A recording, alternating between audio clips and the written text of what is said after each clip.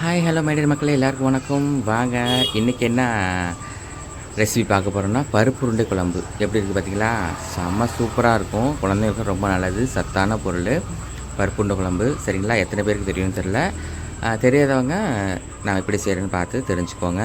குழந்தைங்களுக்கு இந்த சம்மர் சீசனுக்கு செஞ்சு கொடுங்க. ரொம்ப பிடிக்கும், ரொம்ப சத்தானது. பருப்புலாம் இல்லையா, விட்டமின் சத்து எல்லாமே இருக்குது. அதனால் குழந்தைங்களுக்கு செஞ்சு கொடுங்க. இது எப்படி செய்யலான்னு சொல்லி ஸ்டெப் பை ஸ்டெப்பாக பார்க்கலாம். சரிங்களா? வாங்க பார்க்கலாம். இதில் வந்து கடலப்பருப்பு அண்ட் துவரம்பருப்பு, சரியா? எவ்வளோ கடலப்பருப்பு இருக்கோ அந்த அளவுக்கு துவரம்பருப்பு சரி பாதி எடுத்து ஊற வச்சுருக்கணும். ஒரு அரை மணி நேரம் ஊறினா போதும். சரியா? நல்லா அரை மணி நேரம் ஊறட்டும். அதுக்கப்புறம் அதுக்கு நம்ம சின்ன வெங்காயம், சரியா, ஒரு 30 சின்ன வெங்காயம் நல்லா உரித்து வச்சுருக்கிறேன். அடுத்தது பூண்டு அதே மாதிரி உரித்து வச்சுருக்கிறேன். வெங்காயத்தை வந்து நல்லா பொடிசாக முட்டைக்கெல்லாம் நம்ம எப்படி அறிவோம், முட்டைக்கெல்லாம் நல்லா நைஸாக அறிவோம். சின்ன வெங்காயம் எப்படி அரிஞ்சிருக்கேன் பாருங்கள். அதுமாதிரி நல்லா நைஸாக அறியணும். வடைக்கெல்லாம் எப்படி அறிவோமோ அந்த மாதிரி அரிஞ்சு வச்சுக்கணும்.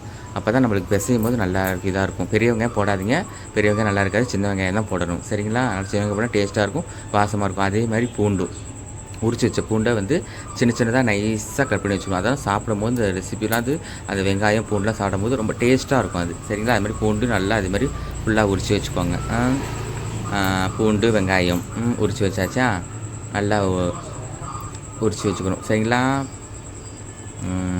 நிறைய பேர் கேட்பீங்க, என்னங்க உங்கள் வீட்டில் இப்படி இருக்குது அருவமகன்னு. அப்படி எங்கள் வீட்டில் அருவமனை இது 30 வருஷம் அருவமனை. எங்கள் அம்மா கல்யாணத்தப்போ வாங்கிட்டு வந்தது நினைக்கிறேன். அது இன்னும் வச்சுருக்குறாங்க. அடுத்தது தேவையான தக்காளி 3 தக்காளி போட்டிருக்கேன். 3 தக்காளி நல்லா நைஸாக, அதுவும் நல்லா நைஸாக அரிஞ்சிட்டு அதையும் ஒரு தட்டில் வச்சுக்கோங்க. சரிங்களா? நல்லா நைஸாக அரிஞ்சிக்கணும். எதாக இருந்தால் நல்லா நைஸாக அரிஞ்சால் தான் உங்களுக்கு நல்லாயிருக்கும். தாளிக்கும் போதும் அது வதக்கும் போது நம்ம சீக்கிரம் கரையும். அதனால் நைஸாக அரிஞ்சு வச்சுக்கோங்க. அப்புறம் வந்து ஒரு துண்டு இஞ்சி, ஒரு துண்டு இஞ்சி நல்லா தோல் சீவிட்டு அதுக்கு முன்னாடி கொஞ்சம் தண்ணியில் போட்டு ஊற வச்சுக்கினா கொஞ்சம் உங்களுக்கு அந்த அழுக்கு டஸ்ட்லாம் போகும். உங்களுக்கு வந்து சீவுறது கொஞ்சம் ஈஸியாக இருக்கும். சரிங்களா? அதனால் கொஞ்சம் நல்லா சீவி எடுத்துக்கோங்க. சின்னதாக நல்லா நைஸாக சீவி எடுத்துக்கோங்க. பெருசு பெருசாக போடாமல் எப்படி வெங்காயம் பூண்டுலாம் அரிஞ்சிங்கன்னா அது மாதிரி நல்லா சின்ன சின்னதாக பொடிசாக அரிஞ்சிட்டிங்கன்னா அது ரொம்ப நல்லாயிருக்கும், வாசமாக இருக்கும், சாப்பிட்றதுக்கு நல்லாயிருக்கும். சரிங்களா? அதுமாதிரி நல்லா நைஸாக அரிஞ்சிக்கோங்க. நான் அரிஞ்சிக்கிறத பாருங்கள், நான் எப்படி அரிஞ்சிருக்கேன் அதுமாதிரி நைஸாக அரிஞ்சிக்கோங்க. அப்போ தான் நல்லாயிருக்கும். சரிங்களா? இப்போ என்ன வச்சுருக்கோம் தட்டில், வெங்காயம் பூண்டு தக்காளி இஞ்சி எல்லாம் அரிஞ்சு வச்சாச்சு இல்லையா? அதுக்கப்புறம் என்ன பண்ணணும்னு சொன்னிங்கன்னா, கருவேப்பிலை கொத்தமல்லி இல்லையா, அது நல்லா கழுவிட்டு, கருவேப்பிலை கொத்தமல்லி நல்லா கழுவிடணும். கழுவிட்டு அந்த கருவேப்பிலை வந்து கொஞ்சம் நல்லா நைஸாக அரிஞ்சிக்கணும். இப்போ பூண்டு வெங்காயம் எப்படிலாம் அரிஞ்சோமோ அந்த மாதிரி நல்லா நைஸாக அரிஞ்சு வச்சுக்கணும். சரிங்களா? பாருங்கள், இது வந்து நம்மளுக்கு உருண்டைக்கு ரெடி பண்ணியாச்சு. அடுத்தபடியாக நம்ம கருவேப்பிலை நல்லா உருவிட்டு நல்லா அலசிட்டு கழுவிடுங்க. கருவேப்பிலை எல்லாமே கழுவிட்டு நல்லா உருவுங்க. உருவிட்டு அதையும் கொஞ்சம் நைஸாக நம்ம அரிஞ்சிக்கணும். ஏன்னா அந்த உருண்டை குழம்பு போடுறோம் இல்லையா, உருண்டைக்கு போடும் போது நம்ம பிணைச்சும் போது முழுசாக அது நல்லா இருக்காது. அதையும் கொஞ்சம் நல்லா நம்ம நைஸாக அரிஞ்சிக்கணும். நைஸாக அரிஞ்சிக்கிட்டால் தான் நல்லாயிருக்கும் அது. சரிங்களா? அதனால் அதையும் நைஸாக அரிஞ்சிக்கோங்க. சரிங்களா? நைஸாக அரிஞ்சதுக்கப்புறமா கொத்தமல்லி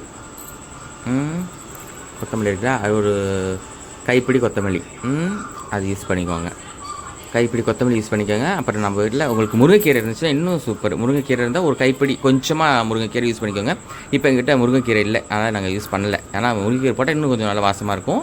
முருங்கைக்கீரை கிடச்சின்னா ஒரு கைப்பிடி முருங்கைக்கீரையை முழுசாக போட்டுக்கோங்க. நீங்கள் அந்த உருண்டையில் போடும்போது போட்டுக்கோங்க. நான் போடலை. சரிங்களா? அடுத்தபடியாக கொத்தமல்லி நல்லா கழுவி வச்சுருக்கோம் பாருங்கள். ஒரு கைப்பிடிக்கு இருக்குது. அதையும் நல்லா நைஸாக அரிஞ்சிக்கணும். நைஸாக அரிஞ்சிக்கோங்க. அரிஞ்சு அதையும் வச்சுக்கோங்க. நம்ம என்ன டிஷ் பண்ணாலும் போனாலும் வந்தாலும் அந்த வந்து காய்கறிகள் நம்ம பண்ணுற டிஷ்க்கு காய்கறி இந்த மாதிரி ஒரு குழம்புக்கு ஒரு மாதிரி வித்தியாசமாக நறுக்கிற விஷயம் இருக்குது. சாம்பாருக்கு இப்படி நறுக்குவாங்க, எங்கள் அம்மா காரக்குழம்புக்கு வேறு மாதிரி நறுக்குவாங்க. ஒரு காய்கறியாக அது வித்தியாசமாக இருக்குவாங்க. ஒரு குழம்புக்கு நீட்டமாக இருப்பாங்க, ஒரு குழம்புக்கு வந்து குறுக்க வெட்டுவாங்க. அது மாதிரி இருக்கும். அது மாதிரி அதனால் நீங்கள் வந்து எல்லாத்தையும் கொஞ்சம் நைஸாக கட் பண்ணி வச்சுக்கோங்க. அந்த ட்ரிக்கில் இன்னொரு நாள் சொல்கிறேன். அடுத்தது ஒரு தேங்காய் ஒரு தேங்காவை நல்ல சின்ன தேங்காய் ஒரு தேங்காய் இது பண்ணிக்கோங்க.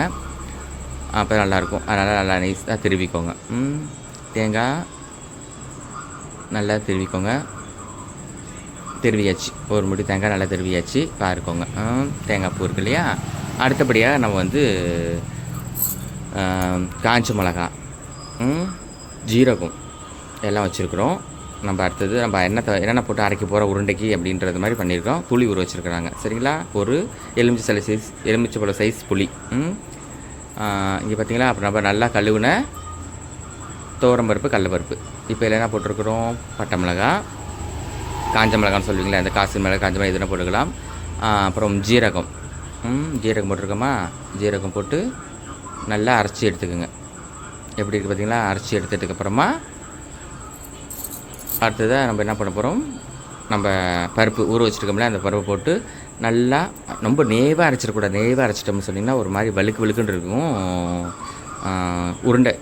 நம்ம எப்படி வடைக்கு அரைப்போம், பருப்பு வடைக்கு எப்படி அரைப்போம், கொஞ்சம் திரியாக இருக்கிற மாதிரி தான் அரைப்போம் இல்லையா. அந்த மாதிரி அரைச்சிக்கிட்டா நல்லாயிருக்கும். பார்த்திங்களா. இந்த கண்டிஷன்ஸ்க்கு அரைச்சிக்கணும் சரியா. இந்த அளவுக்கு அரைச்சிக்கோங்க. உங்களுக்கு தெரியும் இல்லையா வடைக்கு எப்படி அரைக்கணும், அந்த மாதிரி அரைச்சிக்கோங்க. ஒரு தேங்காய் பூ அரைச்சோம்லையே, ஒரு தேங்காய் திருவினோம்லையே, அதில் ஒரு முக்கால்வாசி தேங்காய் வந்து இதில் போட்டுக்கணும். பருப்புக்கு போட முடியுமா ஒரு அதில் போட்டுக்கணும். அப்புறமே நம்ம அரிஞ்சு வச்சு கொத்தமல்லி, கருவேப்பிலை கொத்தமல்லி போட்டாச்சா. அதுக்கப்புறமாக பூண்டு போட்டாச்சு, இஞ்சி போட்டாச்சு, வெங்காயம் எல்லாத்தையும் போட்டு அப்படியே பாருங்கள். இதை நைஸாக அரைஞ்சு கூட எங்கள் அம்மா பிசைகிறாங்க பார்த்தீங்களா. அதனால் அது மாதிரி பிசைஞ்சு இது பண்ணுவாங்க. அப்போ தான் நல்லாயிருக்கும், சாப்பிட்றது டேஸ்ட்டாக இருக்கும். நல்லா பெரிய வெங்காயம் போடாதீங்க, சின்ன வெங்காயம் தான் போடணும் சரிங்களா. போட்டு ஃபுல்லாக போட்டாச்சு. போட்டு இதை ஃபுல்லாகவே என்ன பண்ணணும், கொஞ்சம் தாளிப்புக்கு எடுத்து வச்சு அது அரைக்கிறதுக்கு ஒரு தேங்காய் அதுக்கு அரைக்கிறதுக்கு கொஞ்சம் எடுத்து வச்சாச்சு. தேங்காய் கொஞ்சோண்டு வெங்காயம், பூண்டு. இப்போ வந்து உருண்டை பிடிக்கணும் இல்லையா.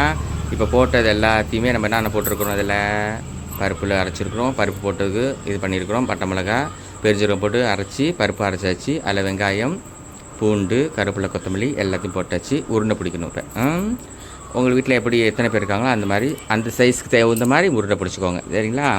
மீடியமாக பிடிச்சிக்கலாம், சின்னதாக பிடிச்சிக்கலாம், நல்லாயிருக்கும். அந்தளவுக்கு பிடிச்சி உருண்டை வச்சுக்கோங்க. பார்த்தீங்களா. எது செஞ்சாலும் எங்கள் அம்மா ஒரு டிஃப்ரெண்ட்டாக பண்ணுவாங்க.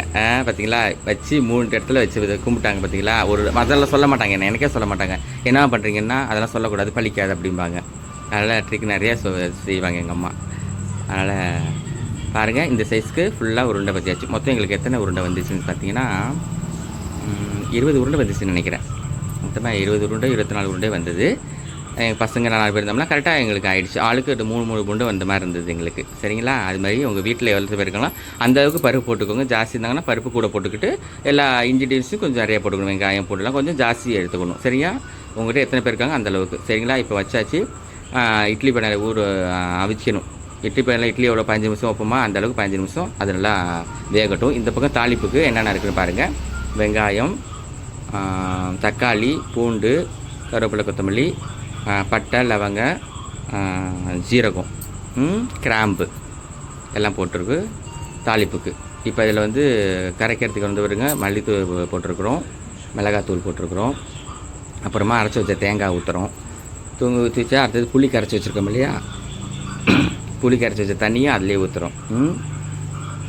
ஊற்றி நல்லா மிக்ஸ் பண்ணிங்கன்னா நம்மளுக்கு குழம்புக்குண்டான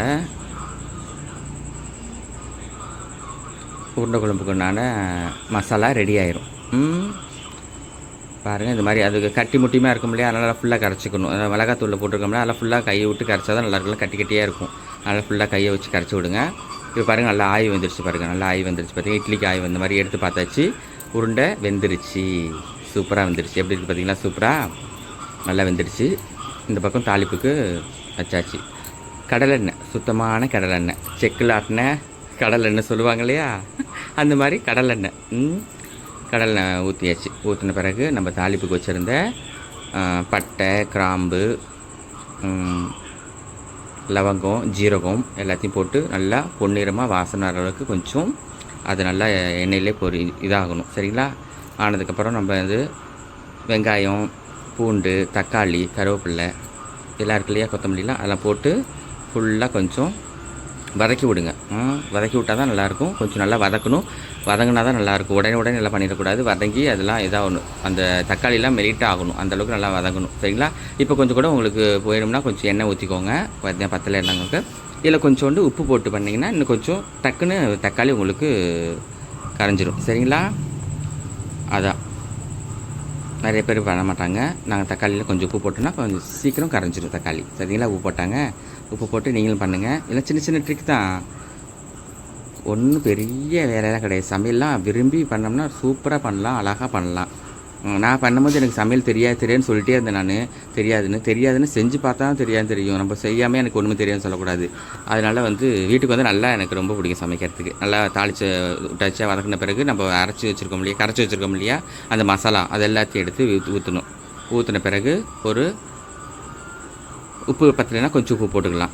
போட்டு ஒரு 10 நிமிஷம் அதெல்லாம் கொதி வரட்டும். நல்லா கொதி வாசலாம் போகணும் இல்லையா, பச்சை வாசனைலாம் போகணும், அந்த மசாலா வாசனைலாம் போகணும் வரைக்கும் இருக்கணும்.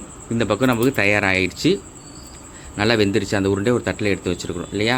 சூப்பராக இருக்கும். வேறு கூட சாப்பிட நல்லாயிருக்கும். சரிங்களா? பாருங்கள், கொதிச்சு வந்துருச்சு. நல்லா கொதிச்சு வந்துருச்சு இல்லையா.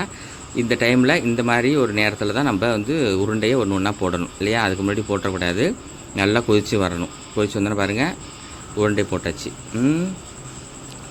இது அவிச்சு போட்டால் தான் ஒருத்தவங்க கொதிக்கும் போது டேரெக்டாக போடுவாங்க. டேரெக்டாக போட்டால் ஒருத்தவங்களுக்கு செட் ஆகாது. எப்படின்னு பார்த்தீங்கன்னு வச்சுக்கோங்களேன், புட்டு மாதிரி ஆயிரும். அப்புறம் குழம்பு உருண்டை குழம்பாக இருக்காது, வடகறி மாதிரி ஆயிரும். அதனால் நான் அவிச்சு தான் போடணும். ஒரு சில பேர் டேரெக்டாக போடுவாங்க. உருண்டை பிடிச்சி வச்சுட்டு அதிகம் போடுவாங்க. அவிச்சு போட்டால் நல்லாயிருக்கும். அப்படி பண்ணிக்கோங்க நீங்கள். சரிங்களா? அது கொஞ்சம் டேஸ்ட் நல்லாயிருக்கும். பார்த்தீங்களா? மறுபடியும் உருண்டை போட்டு ஒரு 10 நிமிஷம் கழித்து நல்லா கொதிச்சு வந்துருச்சு. சூப்பராக உருண்டை குழம்பு ரெடி ஆகிடுச்சு. எல்லாருக்கும் உங்களுக்கு பிடிச்சிருக்குன்னு நினைக்கிறேன். உங்கள் பசங்களுக்கு செஞ்சு கொடுங்க இந்த சம்மர் டைமில். Thank you so much.